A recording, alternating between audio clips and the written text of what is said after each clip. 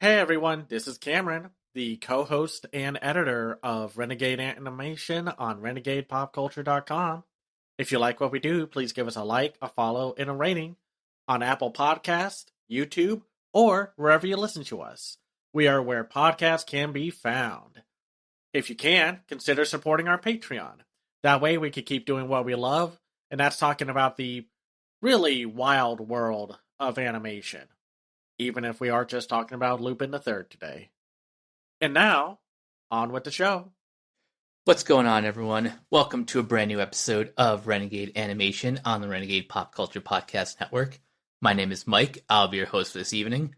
Joining me, as always, is the animation guru himself, Cameron. Howdy, howdy. And, of course, everyone's favorite Crazy Lemur, Bree. Hey, it's me again.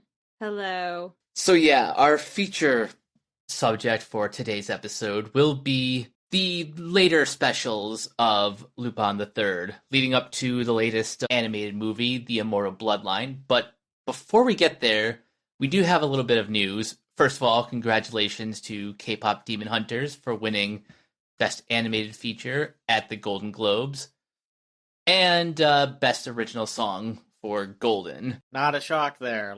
At this point, they could just, strut in looking swag as hell and be like, we'll take our award now. Bye. And then walk out. But it is fun to see that the Globes weren't going to globe, even if they still suck. Yeah, that's like the asterisk when it comes to the Golden Globes. Even the system is still awful. And it's not like every award season is, squeaky clean.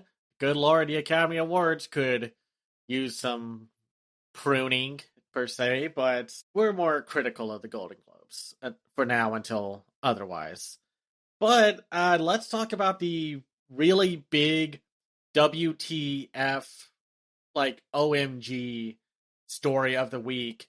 And no, it's not just Godzilla Minus Zero is getting brought over by G-Kids a few days after its release in Japan to the States, even though that's a pretty big deal. That's amazing. We're not having to wait months, which is usually the case that happens with a lot of movies from Japan. It's we get them months later, which I don't know, man. I feel like maybe if 100 Meters came out in July, we wouldn't be having to deal with the fact that it's not getting as much award win and love that it should, but I'm not bitter about that.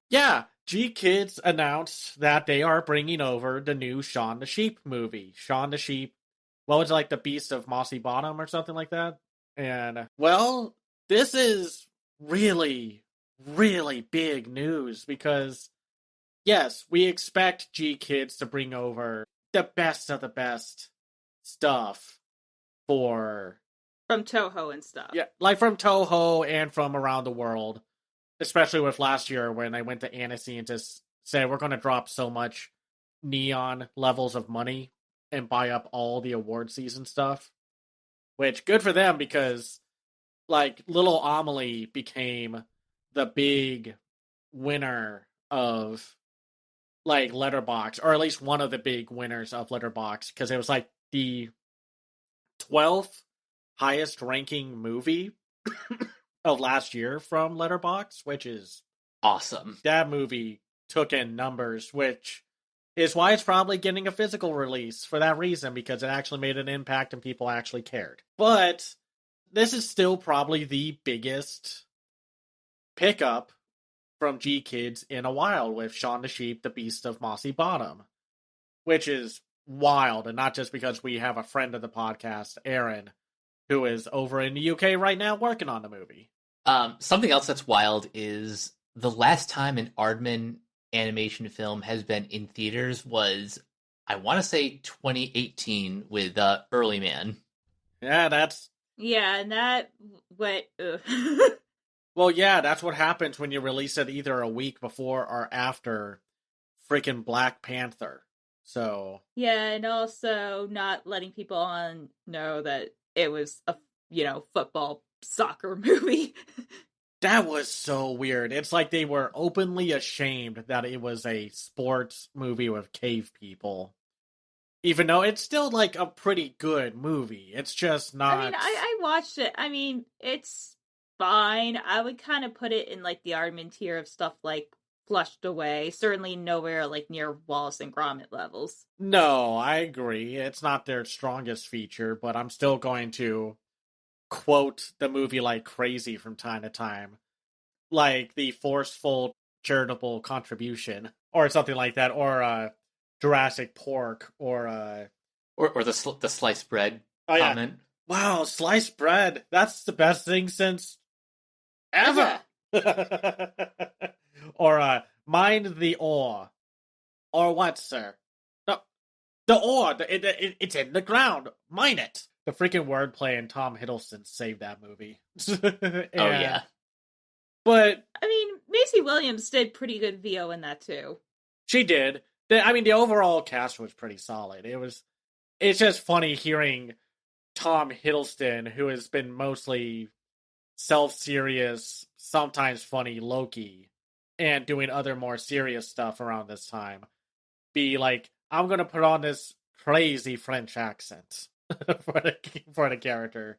But how are we feeling about this? That G-Kids just went over to the UK and said, hey, we want to distribute your movie in the States. Because normally, by now, we were just all expecting that Aardman was just going to be on Netflix because nobody gave a shit about seeing stop motion in theaters. I mean, it still could. I mean, it could be like 100 meters, but it's just wild because, I mean, Shaun the Sheep has kind of had like a little bit of an interesting history here in the United States. Like, how? Like, because of the origin of the character and then becoming like basically the second franchise for Aardman? Or is it like... Yeah.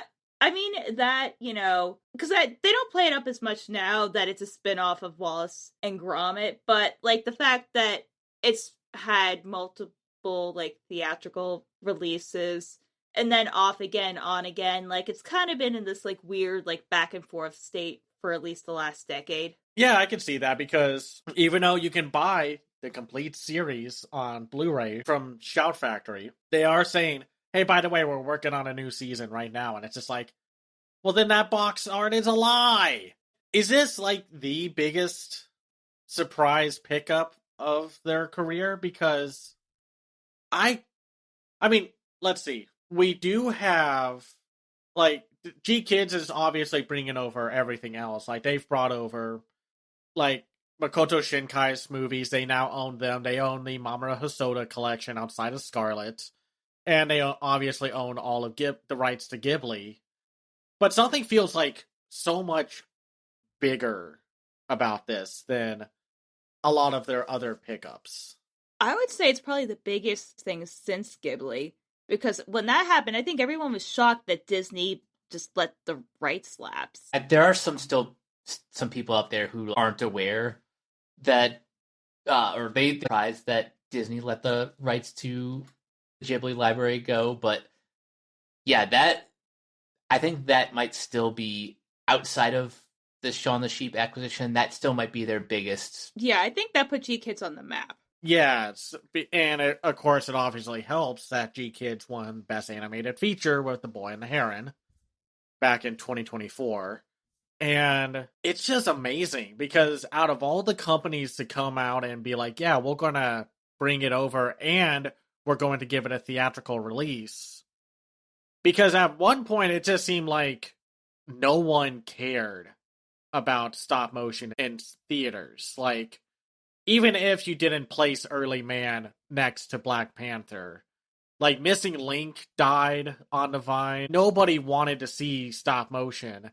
And then, of course, with the Coraline re-releases, everyone's like, oh my god, I love stop motion now. It's like that, or, you know, when, you know, Disney wheels out the Nightmare Before Christmas 3D re-release every couple of years. They're actually kind of doing that like either every other year or just every year now around Halloween and Christmas. Yeah, legit.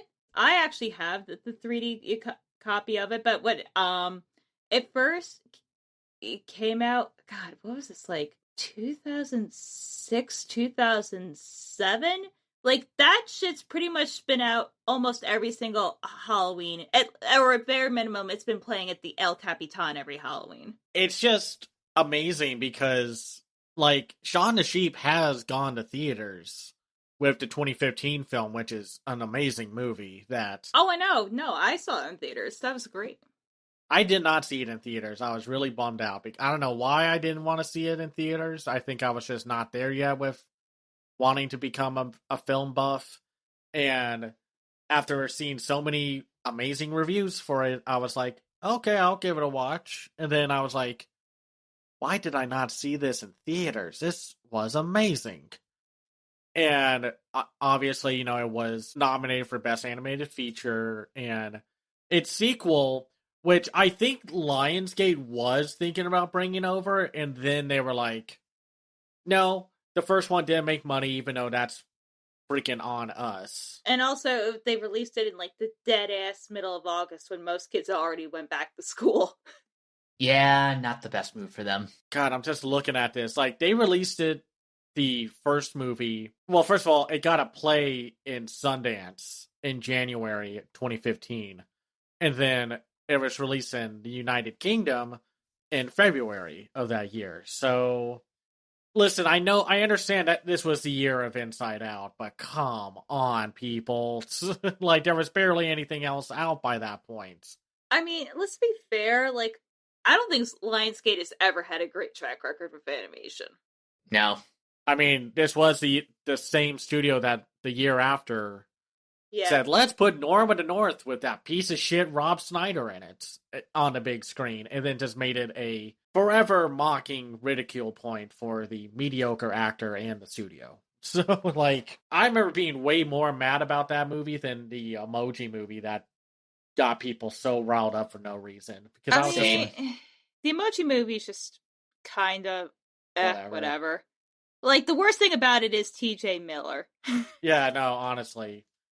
Because, like, hey, you try to make an animated film work in, what was it, like a year and a half of production? Yeah, like, I think it was like 18 months. I think it was like some crazy ass shit. Like, you try to make that work. I mean, like, I'm sorry for everyone who thought they should have died because they released a mediocre movie that had no chance of succeeding outside of financially and such. So it's just... And everyone's like, oh, what do you mean we never said that? I mean, honestly, like, maybe the Emoji Movie would have fared a little bit better if it was like what Sony's doing now with Netflix. People would have been like, okay. But, I know, it's... it's just so funny back then, just how everyone was so vitriolic. And I wrote one of the few reviews. I was like, whatever, guys. You guys are overreacting. It's not great, but...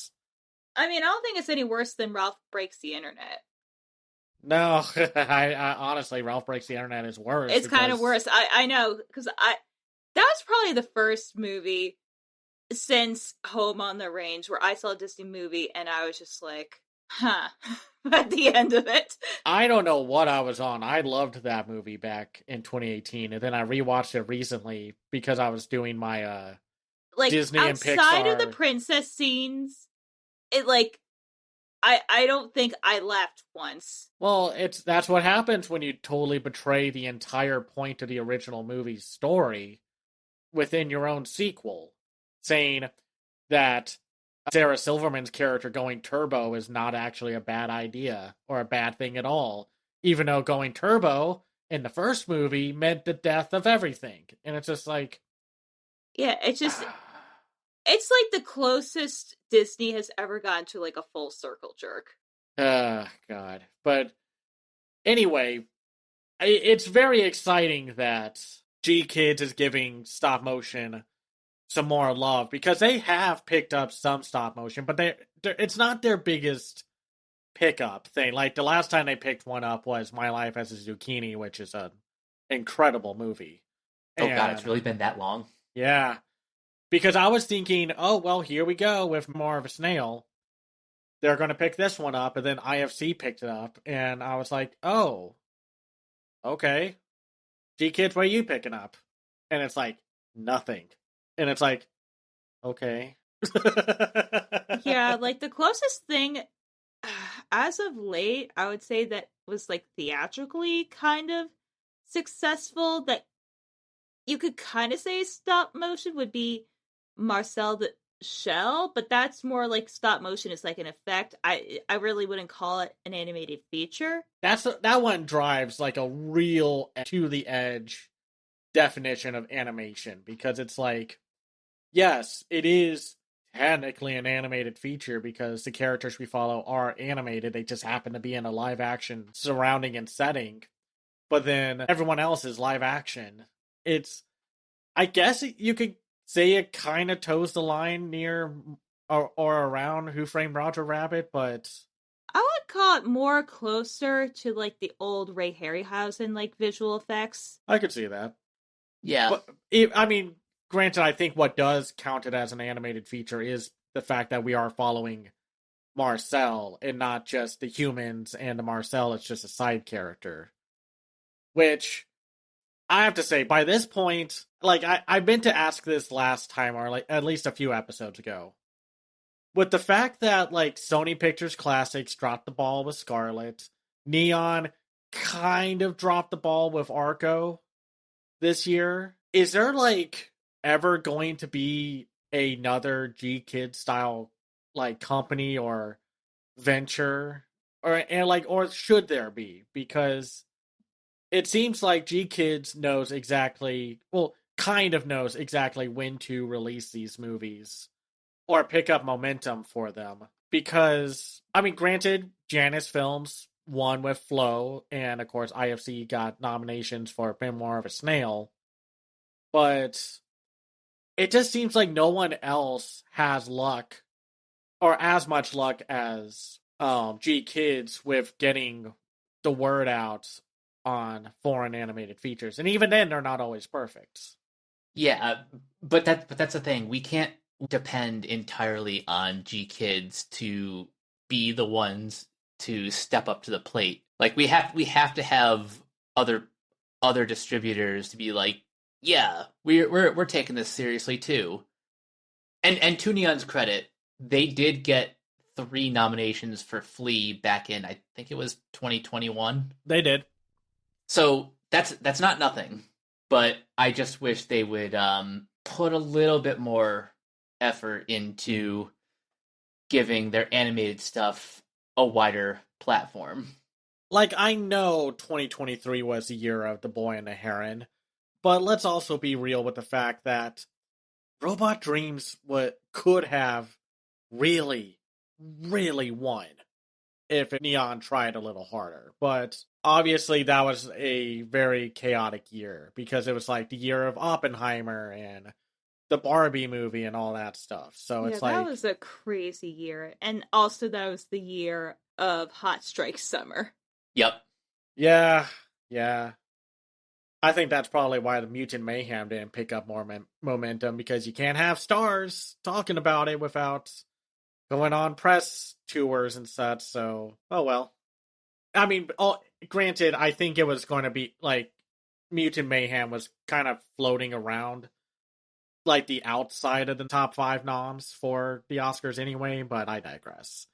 So, do you think that G-Kids already has their New Year like award front runner with Shaun the Sheep, or do you think they're going to make sure to cover their tracks with, because I know a Cartoon Saloon movie is coming out this year, and I assume it's going to be picked up by them. So. Ooh. Well, I mean, I would say bare minimum, if they have Aardman, that's basically like a gimme nomination. Yeah. Like, and to be clear, we're not saying that as a bad thing, because No.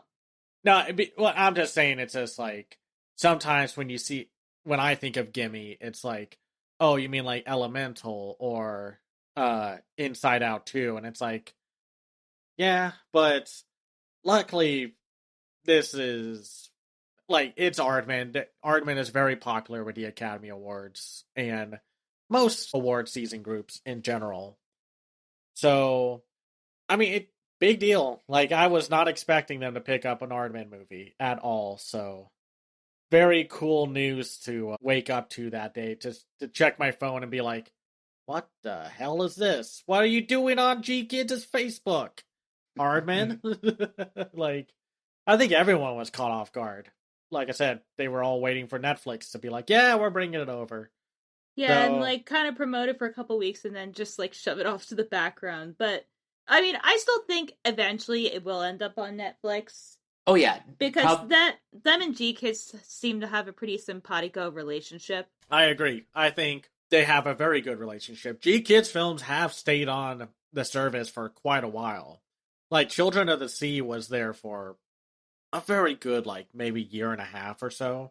Same with Hosoda's Mirai back when that was nominated for 2018 and such. And yeah, no, it's just kind of wild news. I don't know what else to say. It's like, well, we got one front runner for Oscar potential now, and it's only freaking January. And by the time the Oscars happen, I'm going to be so sick and tired of award season talk. Yeah, one more thing just before we move on. I will probably rant about this on their next Zeroing Out podcast, but I am so sick of award season already. And the fact that it's going to go on for another 2 months is really testing my patience. Oh, God, yeah. Like, remember when the Oscars, they used to be in, like, March, but then they moved it to February, and then we were all done with the shit by, like, the end of February. But now it's like, so exhausting. It's exhausting, and I haven't really quite followed through with what's going on with award season and, like, what the big arguments are. Like, I know one of them is between Sinners and One Battle After Another, and all I'm just like... Yeah, maybe Marty Supreme? Like, all I'm kind of thinking about right now is just like, you know what? I'd rather take this year than, like, last year where... Oh my God, yes. We don't talk about that movie. The breaker of Brock's headphones. I wasn't even talking about that. I was just talking about Anora. Just kind of clean sweeping everything. And... Oh, yeah. Which, I mean, like, I liked Anora fine. It was just... I still haven't watched it, because I'm bad at my job. I mean, it's good. Like, it's one of the better films. At least it's not, you know, Green Book winning. So, oh, like, God. You know what? I don't think I was ever, like, angrier. And then there's just a position, like, I think it was the following year, was the whole Moonlight La La Land debacle. And there's still been few moments in my life I've laughed harder. God, what a shit show. Oh, the Oscars. I was hoping Black Klansman would have won that year, so... And Same. it's like... It should have. It really should have. And even though it wouldn't have been a better win, I think I would have still taken Vice over Green Book. Literally anything over Green Book. Well, not Bohemian Rhapsody, because fuck you, Brian. Oh, God, fuck. I forgot that came out that year. Jesus Christ. Oh, my God. We're just going to rename the Renegade Animation Podcast to Cam Pulls Out Memory, like, vacuums. No, like, I had, like, completely memory hole Bohemian Rhapsody, because I saw the one thing for, like, the best editing, and low-key, this is before I was doing editing full-time, I almost chucked my phone across the room, because I'm like, are you fucking kidding me? Oh, God. 2018's Oscar season was a... Like, if people are exhausted by it now, that one was... A hot mess. Complete and utter shit show. I mean, at least we got good movies this year. Like, there's, like, a lot that you can make the argument for right away. Like, I don't feel like there's as clear as a frontrunner this year. Like, there's multiple ones I think could take it. So I definitely think it's going to be a more interesting Oscar season in regards to anything that's, like, not animated. I know, it's like this year, it's like we could be like, oh, let's get into the nitty gritty of the Oscar, the best animated feature category once the noms come out. And maybe we'll do an episode on that. I think it would be kind of fun to talk about that. But on the other hand, it's just like, we know what's going to win. It had to be a pretty amazing upset for something else other than K-pop Demon Hunters winning. Like, Arco doesn't really have a chance right now. Little Amelie is probably the only film that has any legs in the race still. Yeah, like maybe Zootopia, maybe, but I think, because, you know, for better or worse, the, you know, anonymous Oscar voter, which, God, I hope they get that person to shut the fuck up, because low-key that shit is embarrassing. Yeah. You know, everyone and their every child, brother, sister would be like, Mommy, Daddy, vote for K-pop Demon Hunters. It's probably going to be like that, even if they did watch them all. And it got the James Cameron seal of approval, by the way. Which is, like, all you need, really. Which is funny, because he's like, Netflix movies shouldn't qualify for awards. But K-pop Demon Hunters? Like, we cool.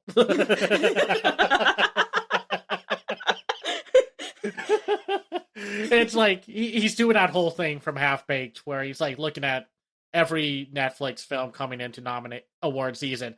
Fuck you, fuck you, fuck you. You're cool. Even though I'm sure he deeply loves Frankenstein, which I also love Frankenstein. Like, I'm weird. I tend not to care much about who... I mean, I think he cares because him and Del Toro are like BFFs. I know, it's just kind of a weird thing to be like, Netflix films shouldn't qualify for awards. And yet, Del Toro's sitting there just like, my movie's on Netflix. But it technically got like a 3-week theatrical release. No, true. It's just funny when I see stuff like that. So, anyway, let's move on to the actual meat of this podcast, where we talk about the one and only thief of anime, Lupin the IIIrd. Or, as Zenigata always loves to say, Lupin! So, we are talking about the Takeshi Koike series of specials that include the recently released, at least for us in the States, Lupin the IIIrd, the Immortal Bloodline. And so I'm going to ask you all this. Bree, what is your familiarity with Lupin the IIIrd as a whole? I mean, I kind of know it in passing. Like, Lupin's something I've, like, enjoyed, but I'm like, yeah, I don't know. It's kind of been for a thing for me, and I'm kind of glad that you had the screener. Like, I feel like I would enjoy this more with friends. I don't know why. That's just like a weird me personal quirk, but I've watched it quite a bit over the years. I think it was the Fujiko Mai OVAs or like, limited series that Toonami Adult Swim aired years ago. I remember enjoying that. Yeah, so it's funny because I feel like Lupin finally has like the recognition it deserves, but it seems like it took a while for it to kind of pick up its footing here in the States, because it wasn't like a Power Rangers or an Akira like level of popularity. Adult Swim brought over the second series from the 70s, or early 80s, I forgot when exactly part 2 came out, which was the iconic and fan favorite Red Jacket Lupin. And it's so weird to be like, okay, which Lupin are we talking about? And we have to describe it by fashion wear. That's always something that's kind of amusing when it comes to describing Lupin the IIIrd.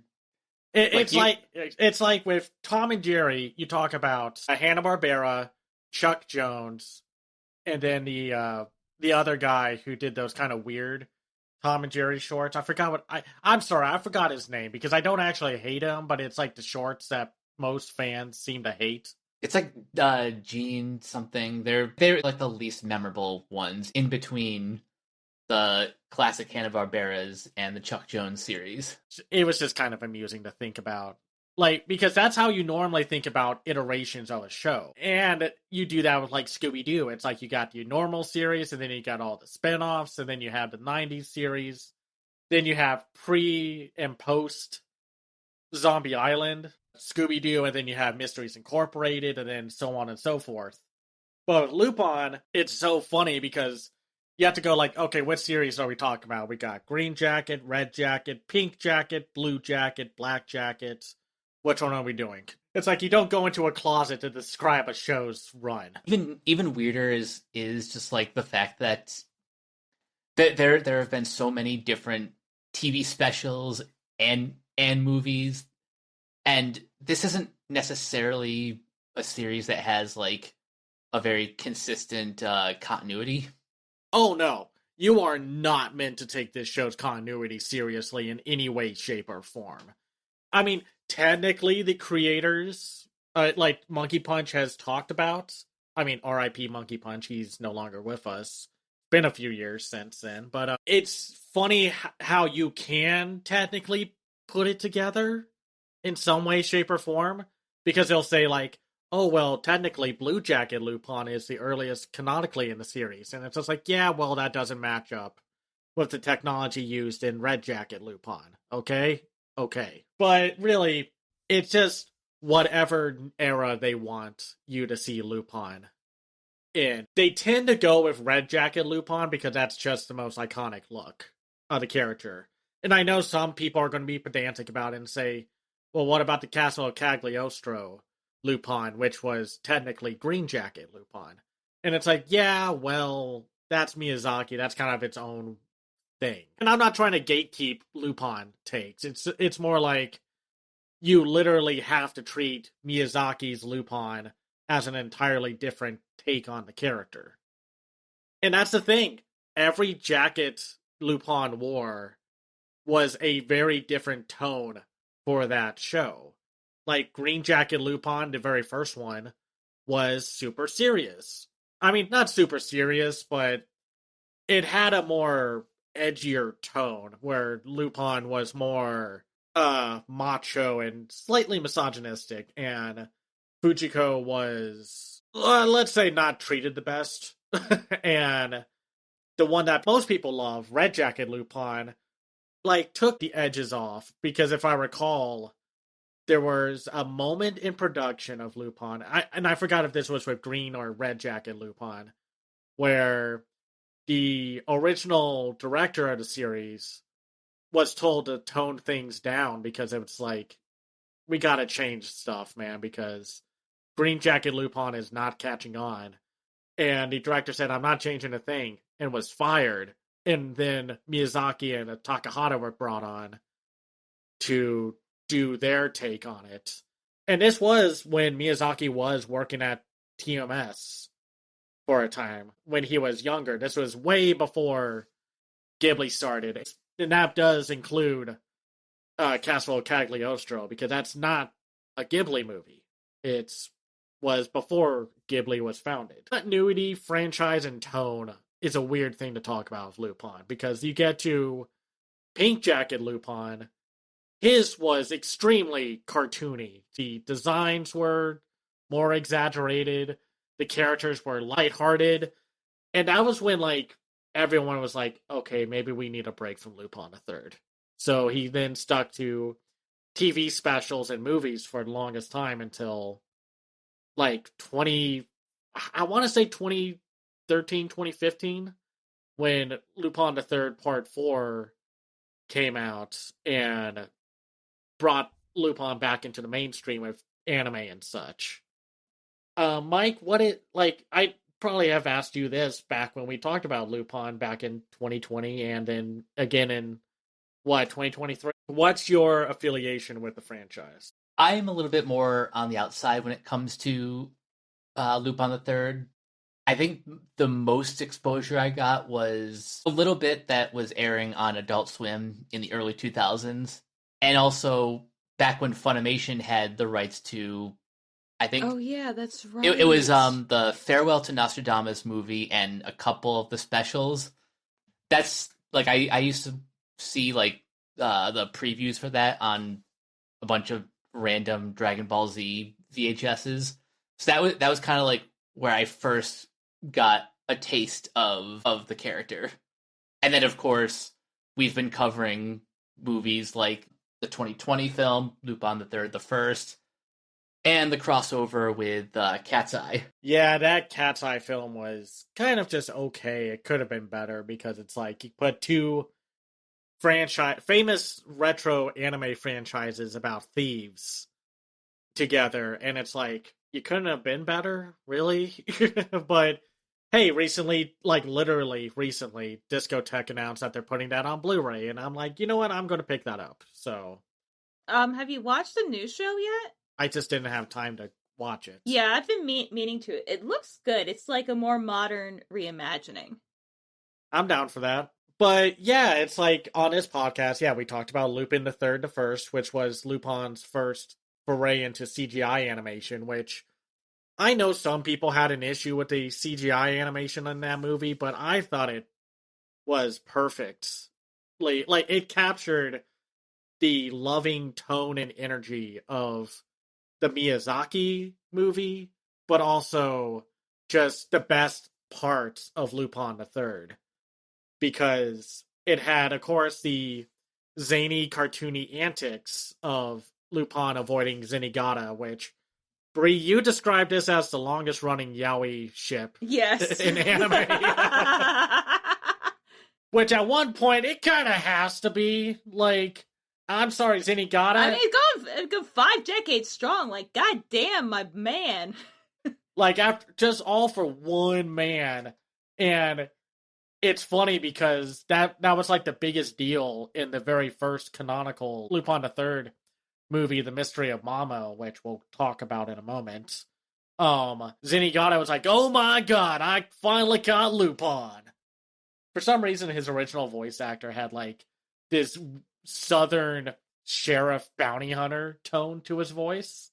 But I mean, I love it. And Doug Erholtz does a really good job carrying on that energy and such. It's just, when you're that Adult Swim era of the Red Jacket Lupin, it was weird to see it on Adult Swim, but it was also like, it made perfect sense for Lupin to be on Adult Swim because it was like adult, but it was also more comedic than most of the anime that they were airing at that time. This was when they were like, we got Outlaw Star, we got Yu Yu Hakusho, we got Blue Gender, we got Cowboy Bebop. Yeah, Cowboy Bebop. It makes sense. What was the other one? Like Witch Hunter Robin? Was that around that same time? That was like, a little bit around and after, if I recall. But God, there's pulling something out of the memory hole, like cell for me was Witch Hunter Robin. I don't think I've ever fully like watched that because I saw parts of it, but like I was an Inuyasha girly, so I understand. When you say Inuyasha, when you say Inuyasha and Adult Swim, it's like, gotcha. Yep. No, like that was an era of time. Like that was my thing. I remember, I was probably like, I couldn't have been older than 14, but then it was the last episode. I was devastated, and like one of the peak moments of my life was like the second movie. I'm like, oh my god, guys, I finally kissed. Well, that was the big selling point. It was like, they're actually kissing? Wait, what? What? Like, you had to have been there, man. It was wild. Like, just some crazy shit was out there, man. Like, there were riots in the streets. There were so many body pillows. Like, there were screams everywhere. Cats and dogs living together. Everyone was calling each other Baka. Oh, gosh. So, with this iteration of Lupin, which is directed by the guy who did the amazing, sadly infamous bomb of Redline, which, y'all, we gotta make sure we don't let a film like Redline bomb in the future. Because when I saw that back in 2024 at Animation as Film on probably the biggest screen I've ever seen it on, god damn, was it just a delight. Redline is awesome. And yet nobody saw it. and I'm not just blaming US animation fans. It bombed in Japan, apparently, very hard. And it took like 7 years to make, so... Yeah, didn't that nearly bankrupt Madhouse? I think it was Madhouse. Yeah. It almost bankrupted Studio Madhouse. Apparently that's what the story is. But I feel like there's been some talk recently that has said, like, no, it didn't do it technically, but, it's a lot of jargon. So he went on to, I think he also directed the Woman Named Fujiko Mine miniseries that followed Lupin at the, like, not canonic. I'm not going to say canonically. This was like the earliest the story of like the order of stories to happen with Lupin, because this was way before it was Lupin, Fujiko, Jigen, and Goemon. It was pretty much Fujiko Mine was her own like, I'm a pretty big freaking deal kind of thief. And though that was extremely popular because it brought Lupin the Third back into the limelight. While, like, I don't want to say he was, like, bumming it out on TV specials, but it was kind of like that with the franchise. Like, the franchise was in a weird kind of dead spot in a lot of ways. But Fujiko Mine brought it back. And it's funny because I feel like Fujiko Mine as a character, and I've said this before when we talked about the 2020 movie, Fujiko is one of the most complex, like, female characters in anime, but is also, I think, the easiest one to screw up. Because Fujiko is supposed to be the femme fatale. Like, Lupin hates Fujiko, but he also just deeply loves her. But he also hates how, like, so much of the time she is just, like, leaving him out to dry when he does love her, and Fujiko does love him, depending on which iteration you're talking about with the character.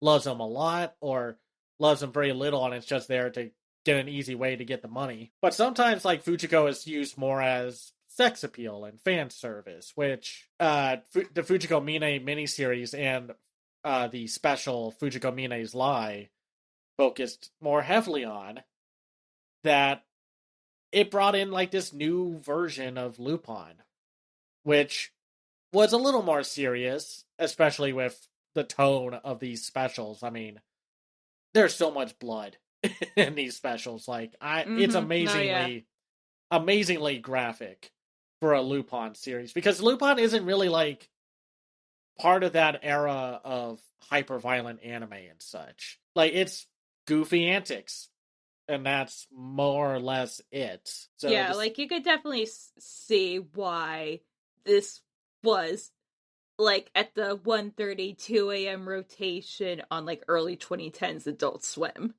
Yeah. Yeah, so we have 4 specials. We had Jigen's Gravestone, Goemon's Blood Spray, Fujiko Mine's Lie, and Zenigata and the 2 Lupins, which each had a story that focused heavily on the morality and story of each of its characters. Obviously, Jigen focused on Jigen Daisuke, like, encountering a sniper who is just as good or even scarier, better than him.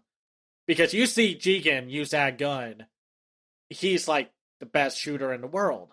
So fighting someone who is tougher than him, oh boy, that's a scary thought. And then with Goemon's Blood Spray, it's about Goemon facing against what was he called? The Ghost of Bermuda. And how it was more of, like, a revenge, and I have to restore my honor. Because Goemon, like, if you want to talk about rigid character development, Goemon has pretty much stayed the same throughout every iteration of Lupin the Third.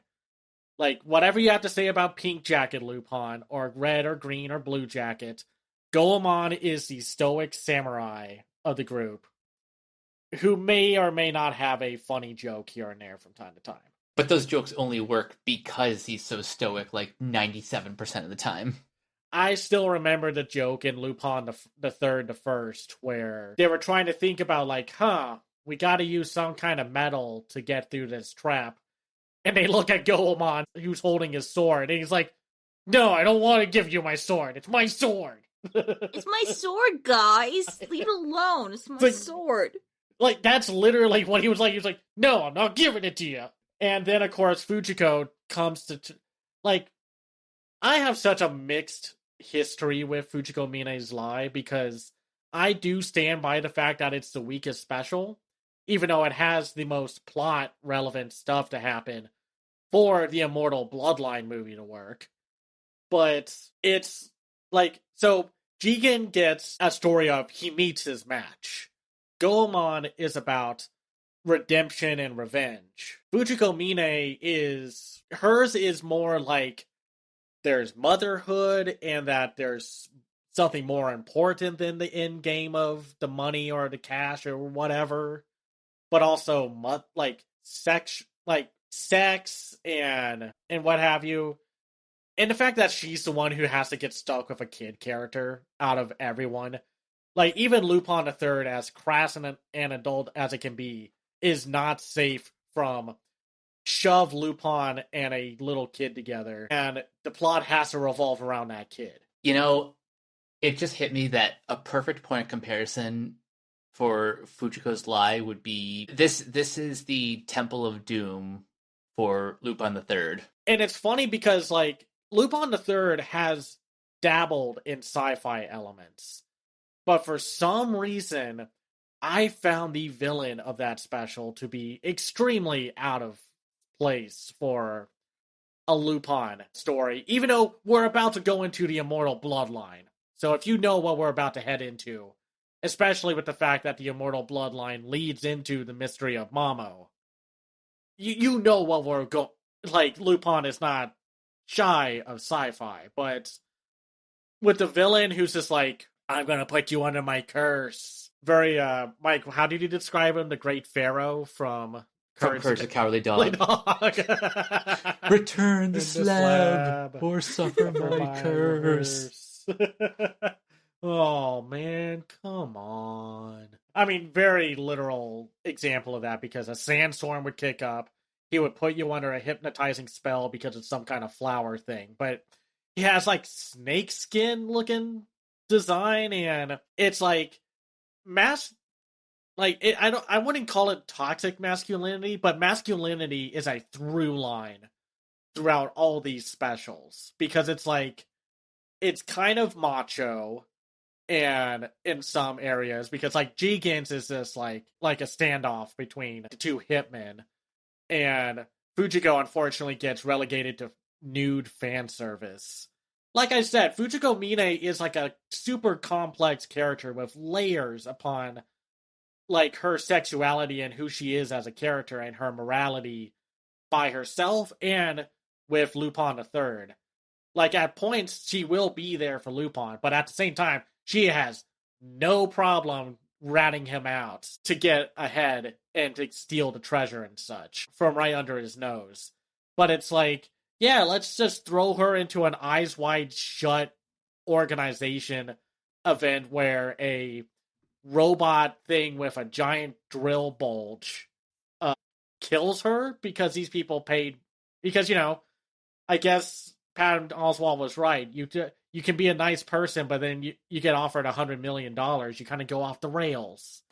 Because I guess that's what rich people do. They just want to see a nude woman get killed by a robot with a multi-drilled bulge. So, like, whatever, anime. And then with Goemon, it's just more, he doesn't really care about the gambling house owners dying. I mean, he cares, but it's not really why he wants to take down Hawks, the Ghost of Bermuda, which is so funny. The Ghost of Bermuda looks like Grizzly Adams, but has, like, what's his name? Jaws from James Bond? The guy with the metal teeth? Oh, yeah. And can move and is as swift as anyone in that show.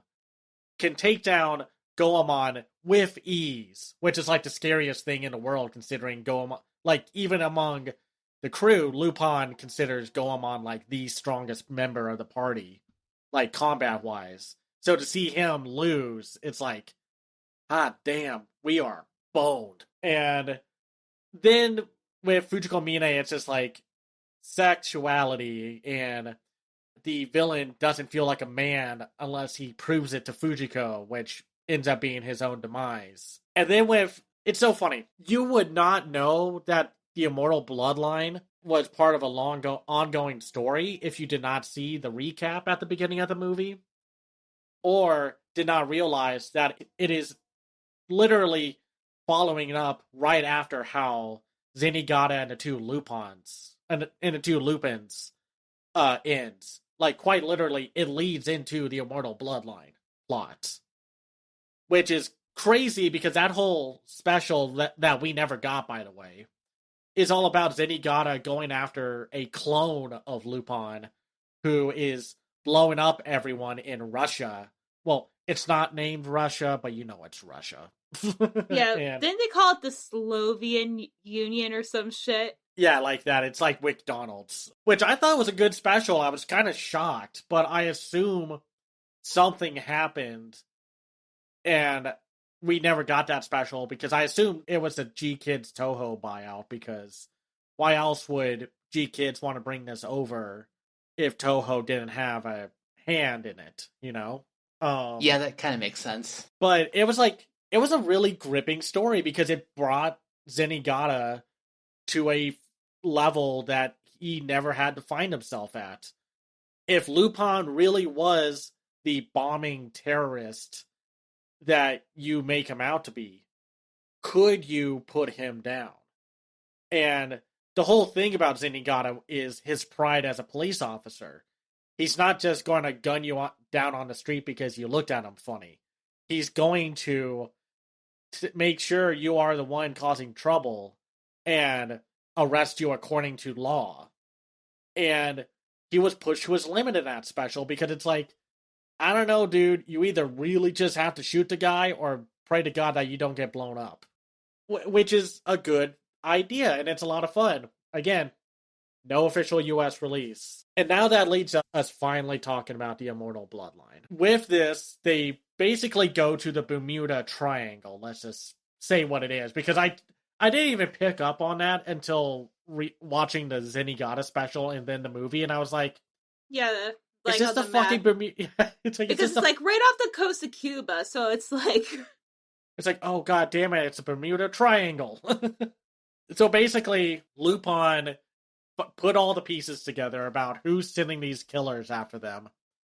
And they go to this island that is full of experimental super soldier like killers and rejected killers. And is full of like military weapons, guns from World War II, and is the home of, oh, what's his name? I forgot the main villain of this one's name. Muam? Yeah, Muam.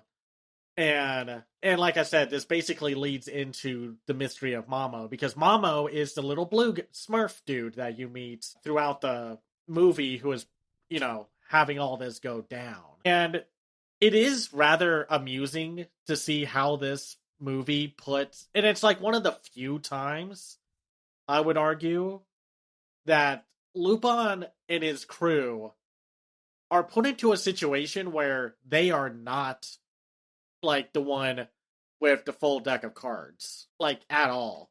They struggle throughout this whole movie because of our main villain, Muam, who's voiced by Bill Russell, like putting them through their paces and such. And I think that makes for a very compelling story.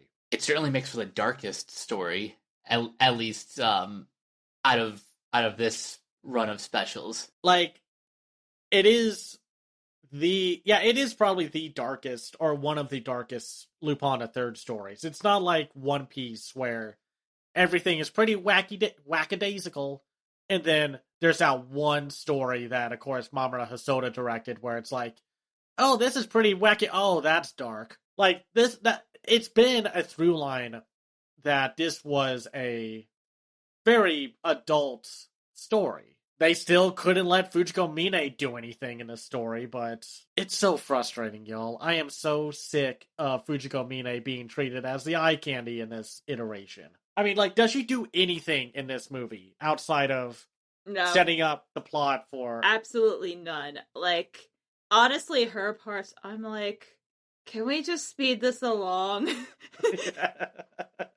is, like, horrible, because, normally I'd be like, yeah, bitch, let's go. Got some ladies up in this joint. And she is just, like, it's so casually, too. She's kidnapped by Yale Okuzaki, the hitman from the first special against Jigen. Just, like, she's talking with Zenigata, and then when Zenigata has his back turned, Yale Okuzaki just comes up, grabs her, and then just slides away like nothing else is happening.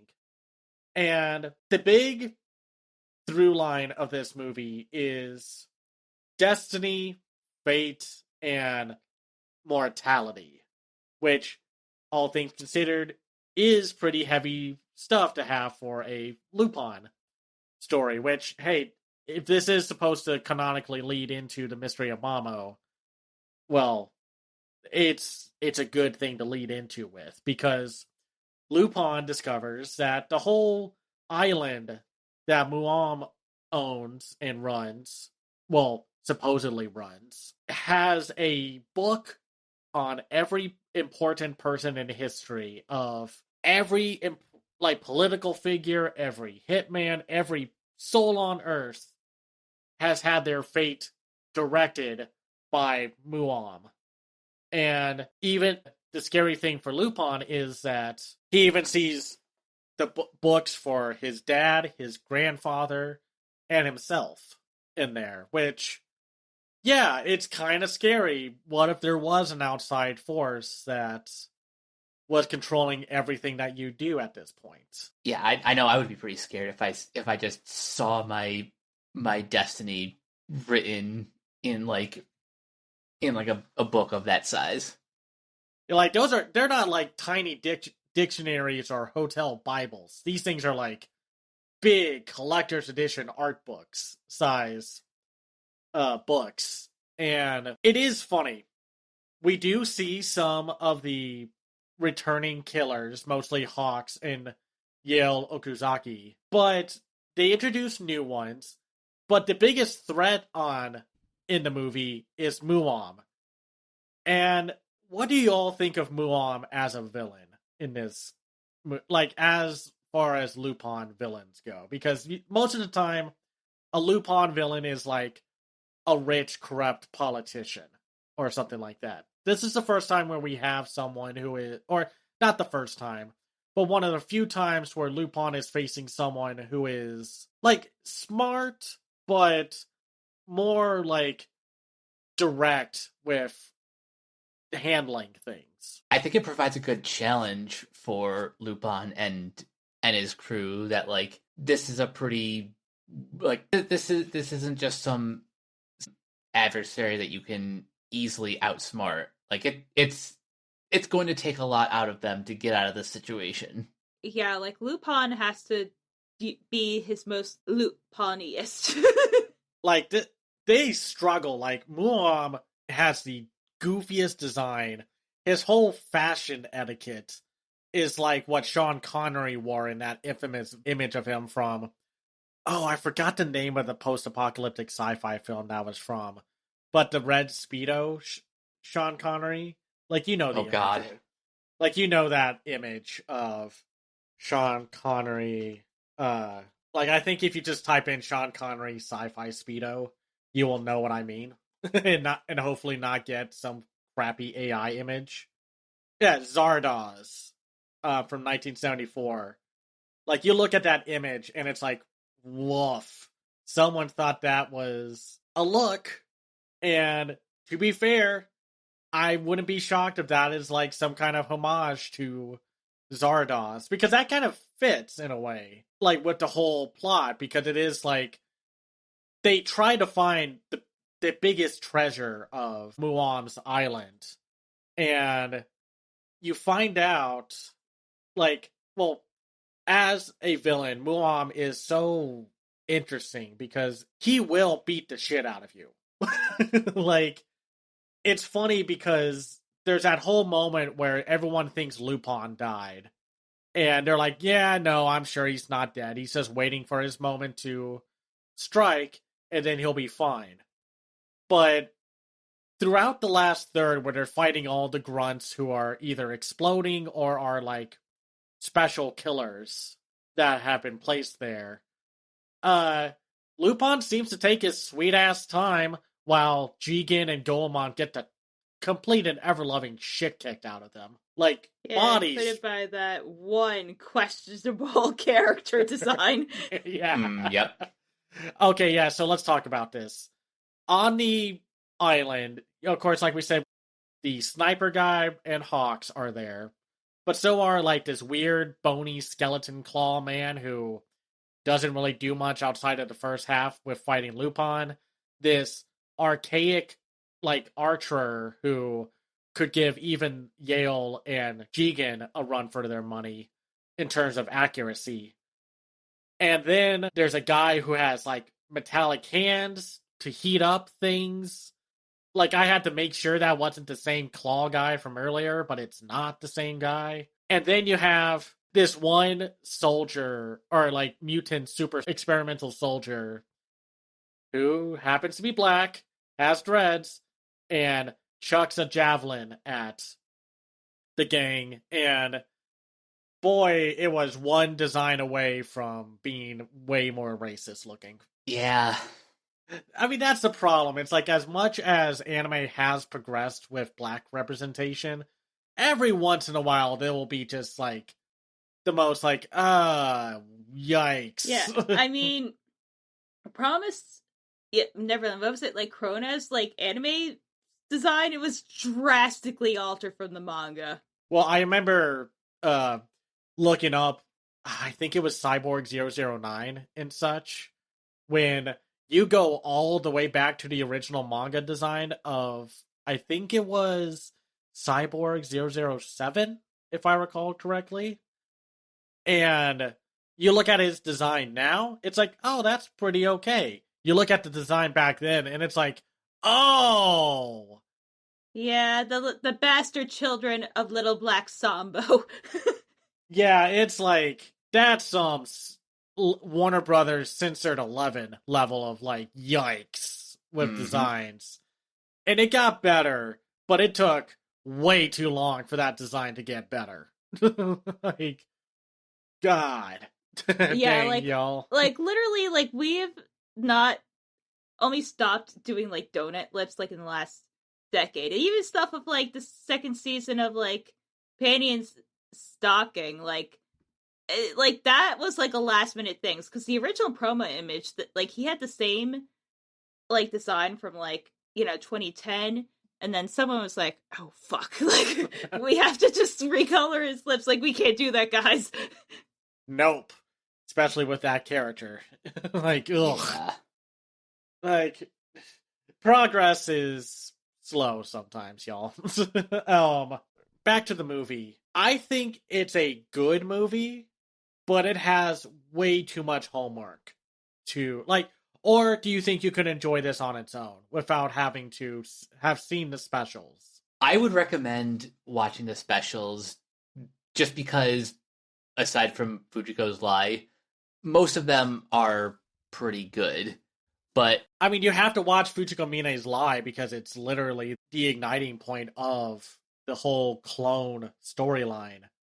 And that's the thing, like, none of the specials are really that bad. You could go into the movie cold because the recap gives you a little bit of background, but I would personally just recommend, if you can even find them, checking out the specials first so that you understand where everyone is coming from. Because that's the thing.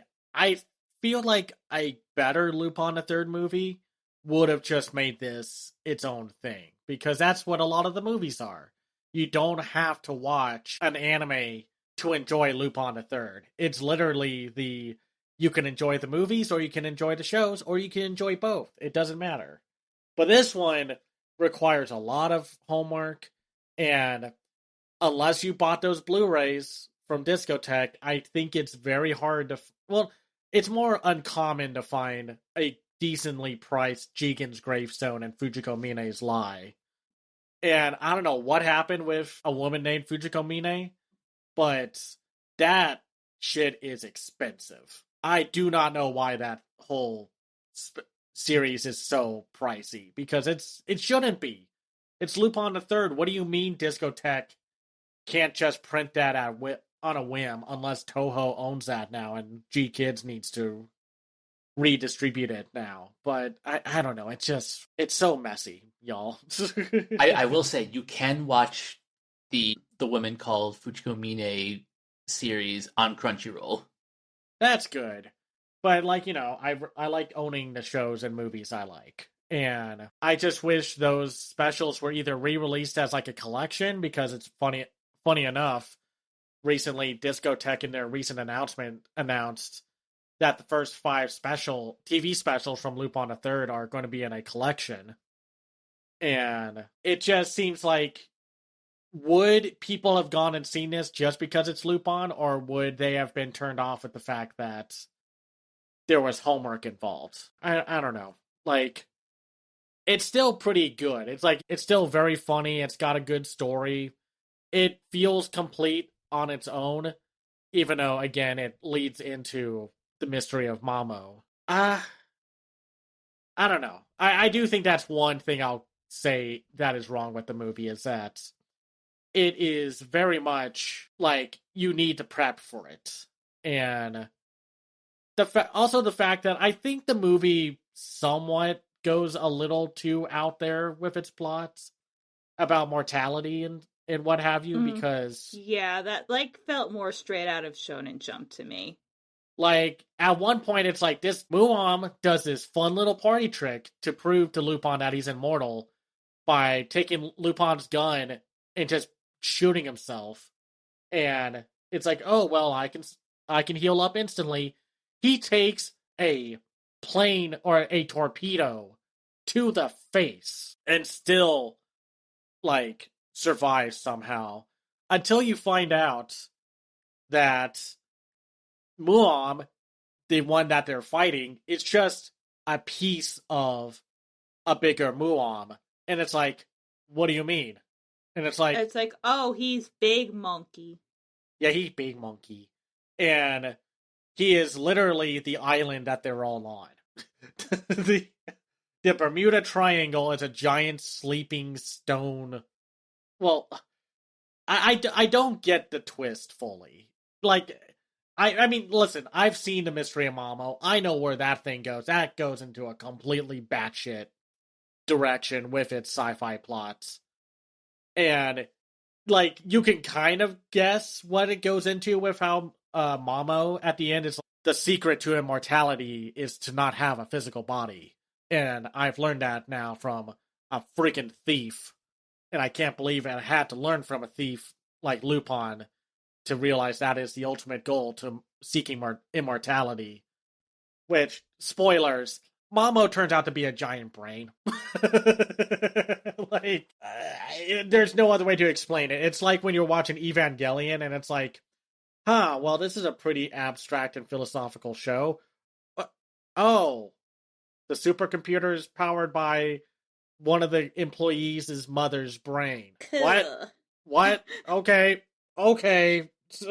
It's like that. It's like, it goes from a simple, like, survive the island from other killers plot to, oh, immortality can be found. But I don't know. It's like, it leans a little too sci-fi for me. And that's the thing with Lupin. Again, sci-fi is not unfamiliar with the franchise. It leans too much into sci-fi with the twist.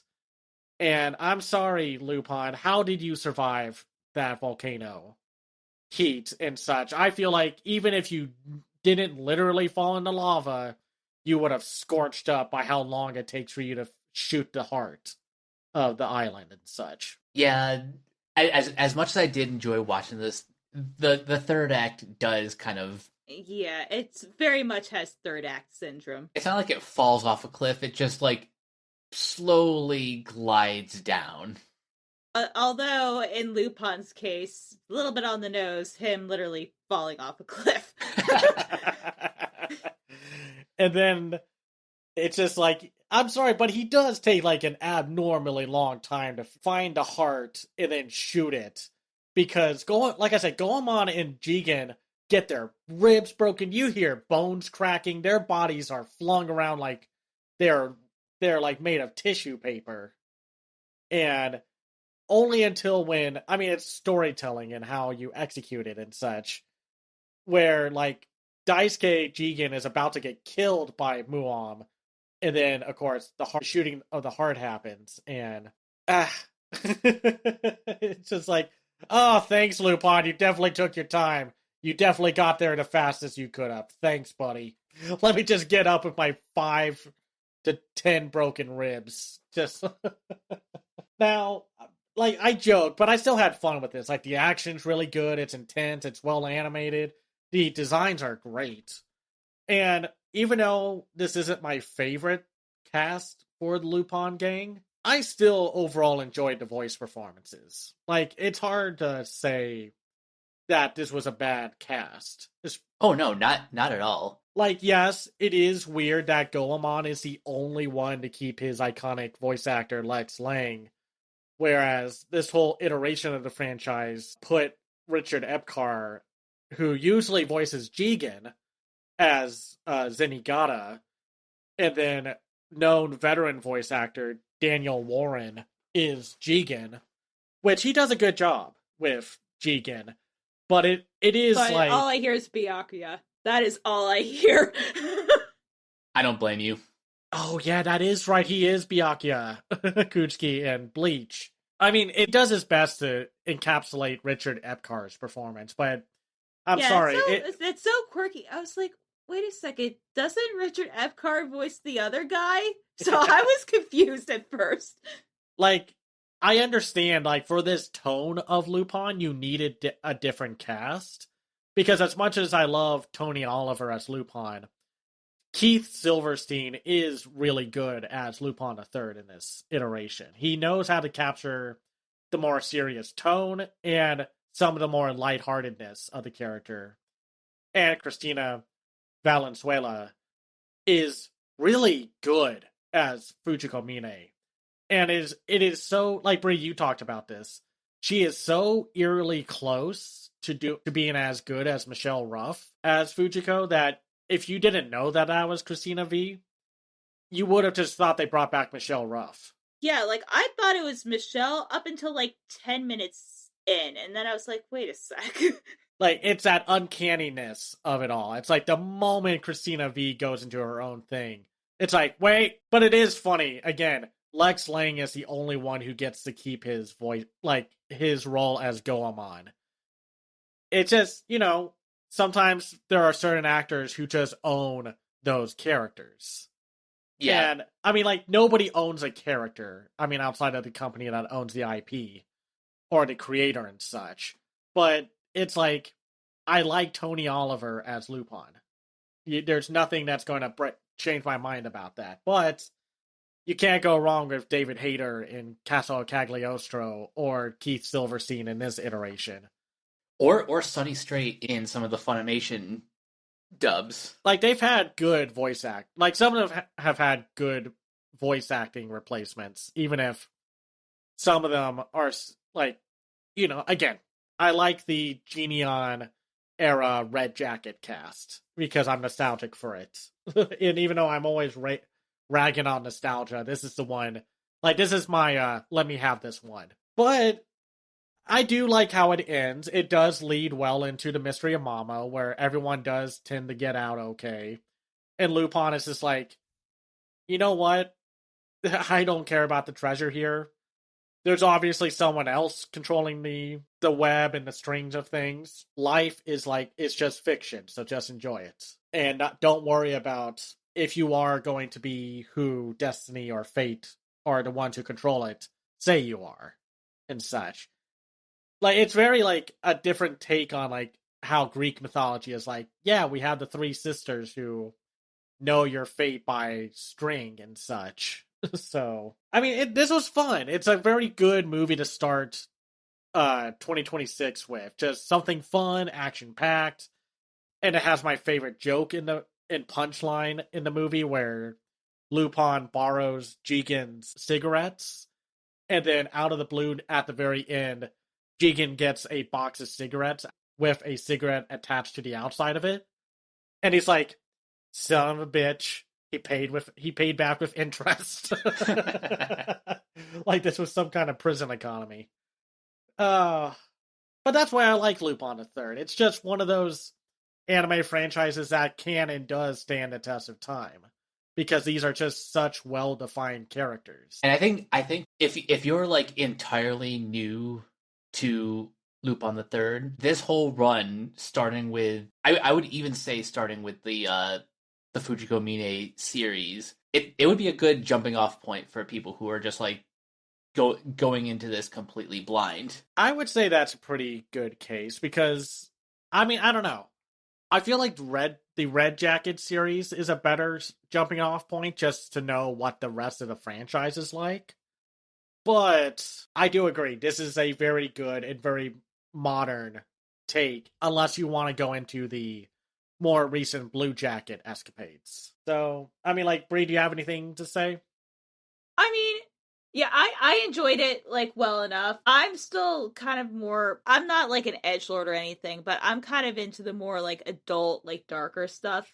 Like, I get that that's kind of a little out of the norm for, like, Lupin, but I would say if you're, like, new to the series, that this is probably, again, like Mike said, like, a good starting off point.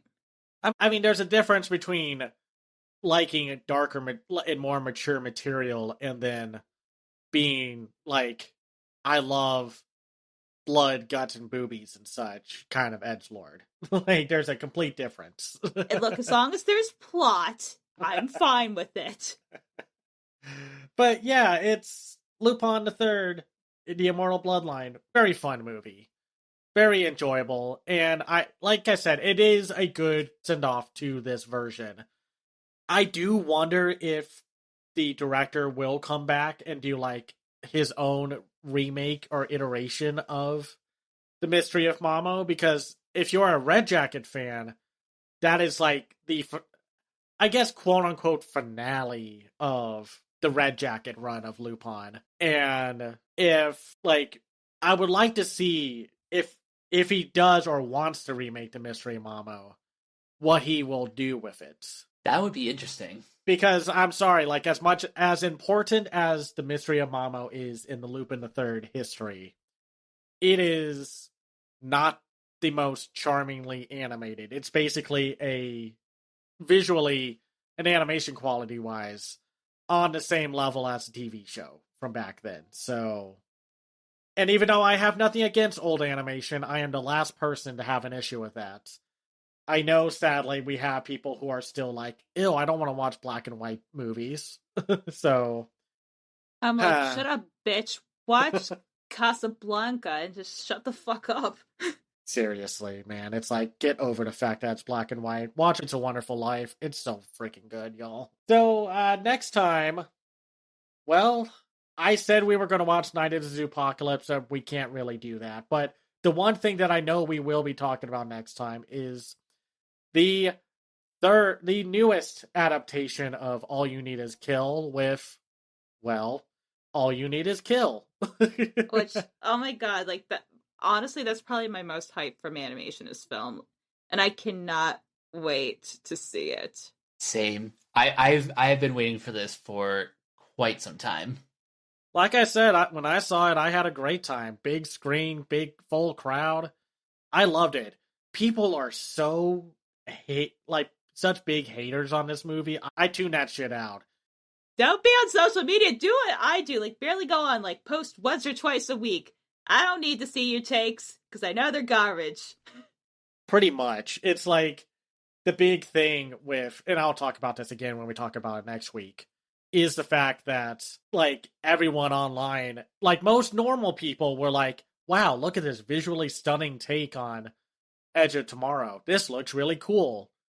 Then the basement dwellers came out from under their rocks and were like, I can't fap to this. And it's like, shut the fuck up, get back under your rock. And you know these are the same motherfuckers that will bitch about Devilman Crybabies, like, art style.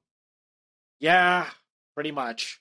So, we're going to talk about All You Need Is Kill next time. And depending on if we can do a few other things, maybe we'll talk about the Mighty Nine and these new Zombieland movie, but we'll have to see. It's kind of up in the air right now. I need to send out a few emails. But until next time, Bree, where can everyone find you online? Well, if you want to go to the wondrous world of the hell and crap that is Bree, you can follow me at crazylemur.bsky.social. I am also on Instagram at lemurs1 if you want the slightly more normal version of me. And Cameron? You can mostly find me on Blue Sky. I tried X, but with everything going on with X right now, it's like, nope. Like, not just get. We all really need to just get off that freaking site, man.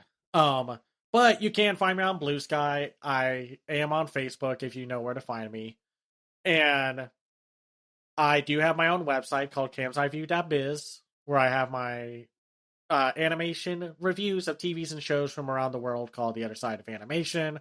I am a contributor to Media Magpies, and I'm working on my new editorial right now for that site. And I have a Patreon at patreon.com/camsideview. That's where you can find me. And you guys can find me on various social media sites at Captain K42. You can check out my quick thoughts on letterboxd.com/CoachK42. And you can follow Renegade Pop Culture on Facebook and Blue Sky at Renegade Pop Culture. You can also find us on YouTube at Renegade Pop Culture or at YouTube at Organoid Zero. You can also find us on Podchaser. Consider supporting our Patreon at patreon.com/Renegade Pop Culture. Listen to all of our podcasts on Spotify, Apple Podcasts, or wherever you listen. And last but not least, everything can be found at renegadepopculture.com. Need an escape? So do we. That'll do it for this episode of Renegade Animation. We will catch you guys later.